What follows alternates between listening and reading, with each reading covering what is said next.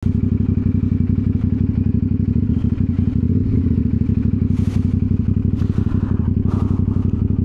guys, welcome back again dito sa ating vlog. So for today's vlog guys, medyo matagal-tagal tayong hindi nakapag-vlog dahil ayun nga, hindi tayo makalabas dahil nagkaroon ng bagyo. Ayan, nag-uulan. Alam nyo naman, tayo hindi tayo lumalabas ng umuulan. So ayan, magandang panahon. So why not mag-vlog tayo ngayon, ano? Anyway, short vlog lang naman to. Kita nyo, meron tayong bagong suot na helmet. So meron tayo ditong KYT na NZ Race. Magbibigay lang tayo ng konting review dito sa ating bagong helmet. Alright, so let's go.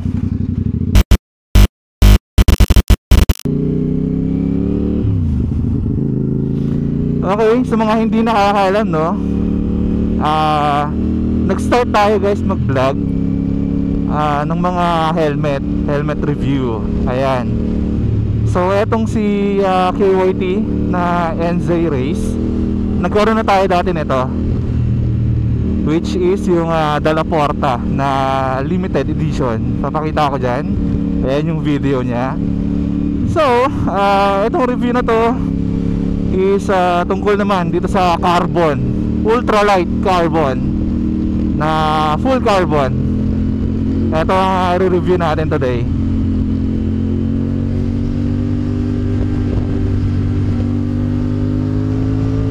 Woo! Nakakabis magmotor, ano? Ay, grabe. Namiss ko tong 450 ko. Well, ayun, in-start natin itong vlog dito sa motor kaagad, no? Para diretso kaagad tayo, review kaagad. Tatlo lang naman guys ang hahanapin natin sa isang helmet. Una, yung wind noise. Pangalawa, yung stability niya, kung sa high speed, kung stable siya, no? Tsaka syempre, pangatlo, yung weight niya. Woo!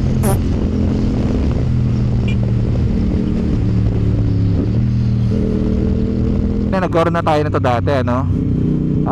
Siguro ito yung pinaka final review ko. Well, first time natin masuot to, pero bibigyan ko na kayo ng ano, gagawin na natin lahat dito.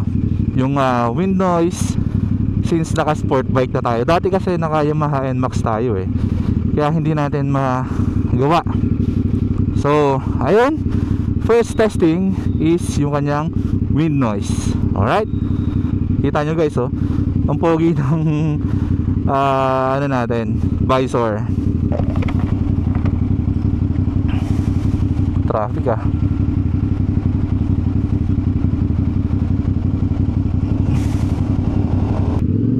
By the way guys, yung helmet na gamit natin before is yung empty helmet na KRE Plus.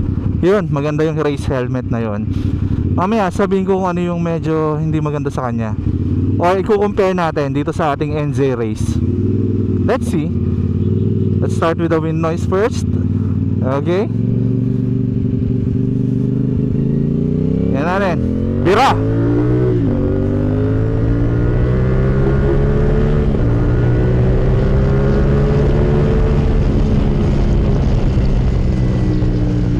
Okay. So nag 100 tayo or 120. Umabot siya ng 120. Tahimik yung helmet. Alam ko naman na tahimik tong helmet na to, no? Kumbaga mas inaano ko lang siya since naka sport bike tayo. Tahimik siya guys, hindi siya compare nung KRE natin. Sa paulit, naka-tuck in tayo guys, ha.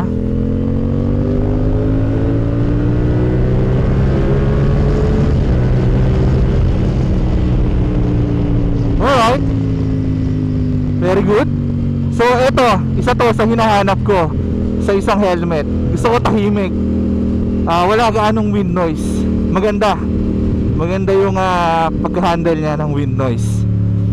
Then next, yung stability niya, or yung kung maganda ba yung kanyang aerodynamic. Tignan natin. Well, kanina nagpatakbo tayo ng mabilis. So far, stable naman yung ulo ko. Hindi naman siya yung parang matanggal. Yun lang naman yung pinaka-concern dyan, yung parang matanggal, or pag angat mong ganun na yung parang gumaganon ka. Ano ba yun? Basta yun. So stable siya.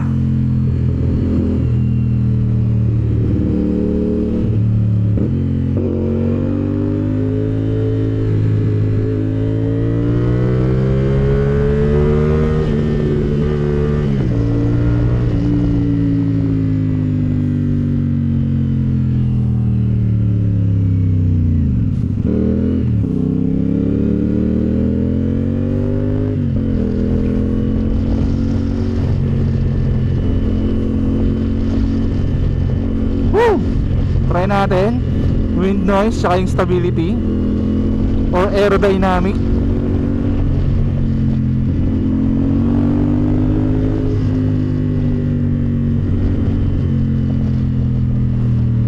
Hindi na ako nagugulat guys no, sa performance nitong KYT na NZ Race. Kasi talagang napaka solid lalo na tong carbon since magaan siya. So isa pa yun, yung weight niya yung weight nito guys is tumatakbo lang ng bumibigat lang siya ng 1,400 grams or 1,450 with the paddings. So magaan siya compare dun sa empty helmet na QRE Plus na gamit ko na medyo mabigat.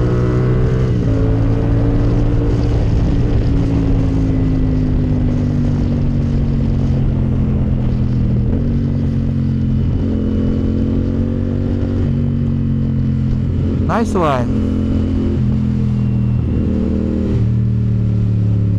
Maganda. Tama yung naisip ko na bumalik sa KYT na NZ Race. Wala akong masabi kumbaga ayun, napakaganda. Tapos mas maliit yung shell nito guys compare dun sa empty helmet na KRE na gamit natin. Kung mapapansin nyo, yung KRE Plus medyo malaki sa akin yung shell niya. XL yun guys. Dito sa KYT large tayo So sakto lang yung size ng shell niya para sa akin. Hindi siya gaano malaki, hindi siya bulky tignan. Yung KRE kasi parang bulky dun Pero ayun, maganda. Try ulit natin pag ganon. Tapos dive in tayo, more closer look nitong helmet na to. Doon tayo sa table ko. Pero sa ngayon, try muna natin ikot-ikot. By the way guys, itong helmet na to is production nito is 2024. Hindi ko nagkakamali. Since 2206 na yung ECE nya. Yan yung mga bago, 2206.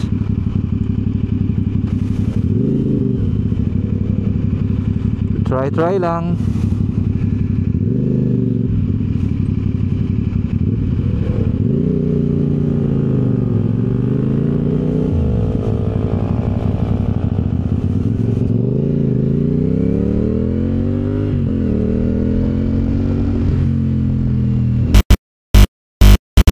Alright, so up close tayo dito sa ating KYT na NZ Race. So andito tayo sa aking table.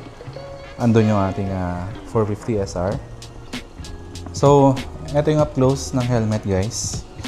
Ayan, napakaganda niya. So makikita niyo yung carbon finish niya. Ayan, full carbon yan na KYT NZ Race. Yun, So ito guys, itong NZ Race na to, ECE 2206 na pala to. So kung makikita nyo dyan, ayan. So ito yung rating niya, ito yung ECE 2206 niya. So meaning, ito yung mga bagong helmet guys na sa safety. Dati kasi 2205. Ngayon yung bago is yung 2206. So meron na siyang pang low speed na safety. Basta may ginawang safety dyan for low speed. Yung 2205, kung hindi ako nagkakamali, more on high speed kasi. So itong si 2206 meron na siyang low speed na sa sa test. So ayan siya. Maganda. Ayun So ito naman yung kanyang paddings. Makita natin yung mga paddings niya. Inners. So ayan. Maganda yung paddings nito guys. Makita nyo, may accent siya na red. Yung una natin dati na KYT na NZ Race na Dalla Porta, hindi siya ganito eh. Plain lang siya na gantong kulay. I think dito mas in-improve nila. Mas in-improve nila yung mga inners niya, yung mga paddings. So, same pa rin. Ayan. Naka double D-ring. So, ayan guys. Ganda ng quality ni KYT. Though, hindi siya ganun ka 100% kaganda. Yung carbon na pattern niya, yung pagka-carbon sa kanya, hindi siya ganun ka perfect. Pero maganda na. Kung gusto mo na perfect na carbon talaga, yung isa, yung Sumi na sRGP na carbon, yun maganda pagka-carbon nila doon.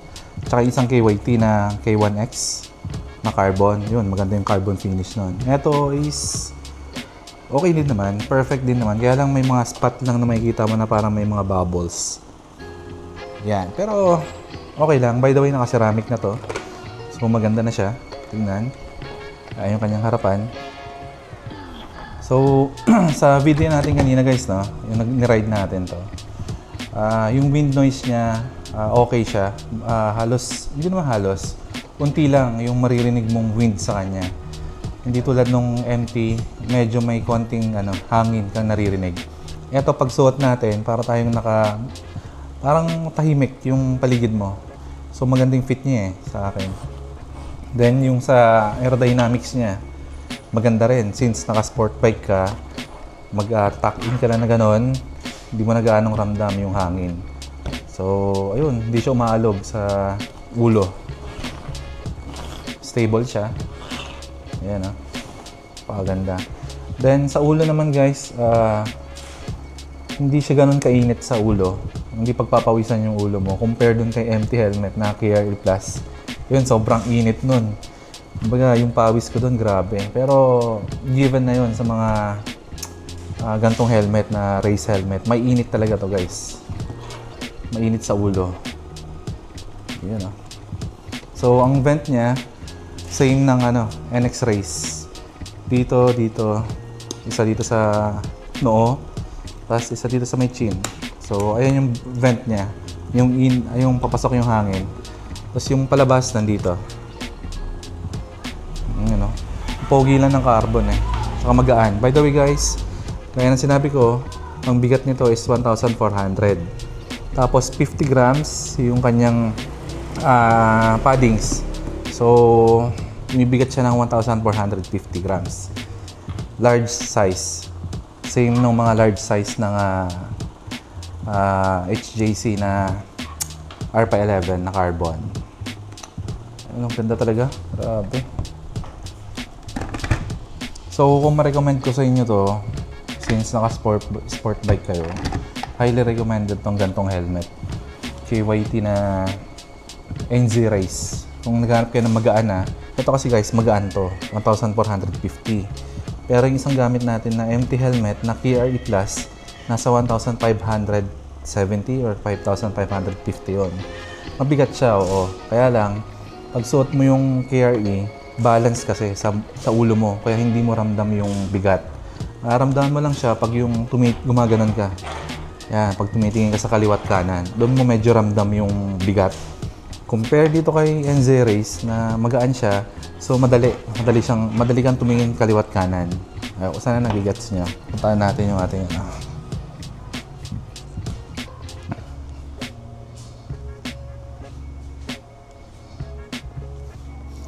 So ayan siya guys, bagay na bagay sa ating SR. Yun. Sheesh! Diba? Yun Mahilig talaga ako sa carbon guys na helmet. Magaan na, ang forma patignan. So, ayun lang, sa vlog na to. Helmet lang Helmet review. 100% recommended tong helmet na to. Paganda. Alright, peace out!